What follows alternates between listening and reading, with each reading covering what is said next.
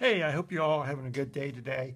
I'm going to take just a few seconds, well, a few minutes, to talk about how to put our um, GaCo, Garrett Coalition, First Robotics Team 1629 Lego top spinners together. Our team believes in helping youngsters become STEM ready. One of the tools that we have created to do that is this set of Legos that when we put them together, it creates a top spinner. So we custom make these kits. Let's fill it out here. You can see all the parts here. And generally we lead students through how to build this top spinner in a STEM lesson. But I'm going to do that very quickly so that if you get this kit of parts and you want to know what to do with them, just follow along with me. Okay, basically we have some beams here. And I'm going to take a couple seconds now and then to explain some things about Legos. Beams are generally the old style beams with the studs here.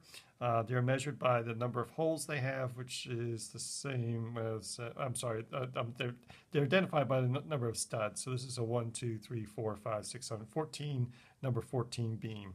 Okay, we have plates. Plates here. The really nice thing about plates is that it's a great opportunity to explain, especially to third graders, the meaning of multiplication. So I always like to ask a third grader when we do this activity, if this plate was a multiplication problem, which multiplication problem would it be? And of course, they understand multiplication as arrays, so they're going to say, oh, this is a 2 times 4. So yeah, or a 4 times 2, and so the goal there is that every time a student picks up a Lego element, they can look at the stud arrangement and say, oh, that's 2 times 1. So that's one of the things that we like to do, and then we can trick them and say, put these two plates together. Now, what multiplication problem would that be, or what multiplication problem would this be? Pretty cool, huh? Okay, anyways, we'll get started. Let's see, first thing we're going to do is build two pieces that are identical that look like this. So we have the two 1 by 2 bricks or beams placed on the center of a 2 by 4 plate, so that if you look through the plate long ways, you can see through the holes in the beams. Okay, so we're going to build two of those. Usually when I do this with youngsters, I build one and I let the youngster build the other.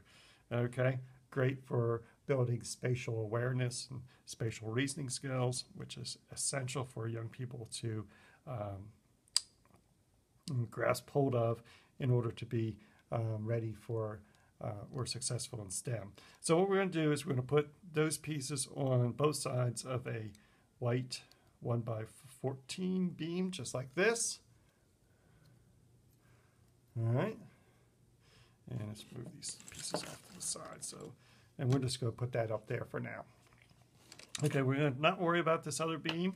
We're going to worry about building a gearbox, and so the gearbox is going to increase the speed for our spinning of our top. So the first thing we want to do is put this 24 tooth gear on a number 5 axle. Now this is a number 5 axle because if you put it up against this beam here, it measures 5 studs. So that makes this a number 5 axle, which happens to be gray. And it's common Lego practice that any axle that's black is usually an even number of studs, or any that's gray is an odd number. The exception is a number 2 axle. Of course, that's red. Okay, so anyways, we're going to put this 24 tooth gear on this beam here, just like that, and I'm sorry, on this axle, just like that, and then we're going to put a bushing right up against the gear, and that's going to be a spacer there for us, and just so long as just about in the middle, that's all we need. We're going to put that aside, and we're going to build another axle up. We're going to take a number 4 axle, put an 8 tooth gear on it, along with a 24 tooth gear. Again, 24 and 8. That's kind of important later on. Okay, and then we're going to take another number 5 axle, which happens to be gray, put a bushing and an 8-tooth gear on it. All right, so we got those 3 axles built up, and then we're going to go back to our gearbox.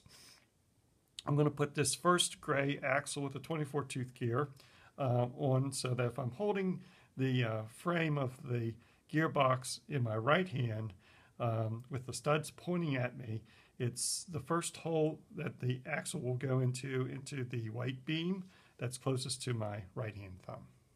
Okay, so then we're going to take the number 4 axle and put it upside down, sort of, so that the 8-tooth gear is engaging with the 24-tooth gear. Now, what happens at this point, I'd like to stop and ask kids this question, because it's really cool. If I turn the gray axle, okay, so I'm turning the gray axle here.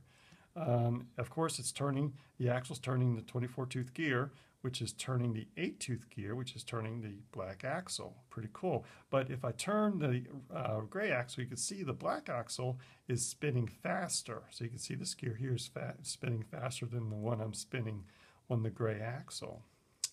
And so it's a good question to ask youngsters, especially 8-year-olds, why they think that's so. And basically, the 8-tooth gear has to keep up with the 24-tooth gear in revolutions per minute, and because it only has 8 teeth, it has to go faster, and it has to go exactly 3 times as fast because there's 3 sets of 8 in 24. Another great example of multiplication that 3rd graders are learning about. So lots of curriculum connections here. Okay, so now I'm going to put the remaining 8-tooth gear on a gray axle, and so it engages with the 24-tooth gear on the black axle, and make sure they all spin. And at this point, you can see this gray axle really flying when I turn this drive axle here. Now, let's see, this guy's spinning 3 times as fast as the gray axle. And how many times fast is this gray axle spinning than this first gray axle? Good question, huh? Well, I love asking that question to kids because they always say 6. But then we have to think about this. There's 3 sets of 3. This is spinning 3 times as fast as here. So there's 3 sets of spins in this axle, and there's 3 sets of spins in this axle. So we have 3 sets of 3. And of course, we always know that when we say of in math, it's times. So we have 3 times 3. So this guy here is actually spinning 9 times as fast, and it's a great time to tell young engineers that gears always multiply themselves. And hopefully they'll remember that. If not, they'll catch on later on. But you've told them that first. Okay, so we're going to complete our gearbox by putting the top side onto it. You kind of have to wiggle it on so you don't destroy your work from before, and you kind of press the Legos together, connect them. Then you can go ahead and finish the gearbox by putting the 2x4 red plates in place on front of it. There we go. I always like to push the axle that's closest to your right hand side up. So this gray axle is going to go all the way up, and this gray axle is going to go all the way down. It doesn't have to be like that. It could be the other way, but it works pretty well like this. So I'm going to keep it like this. And you want to make sure that it's free to spin, and if not, you can wiggle things around until they are. Okay, so I'm going to put the remaining 24-tooth gear on the end of the axle that's sticking out of the, I'm going to call this the bottom of the top spinner.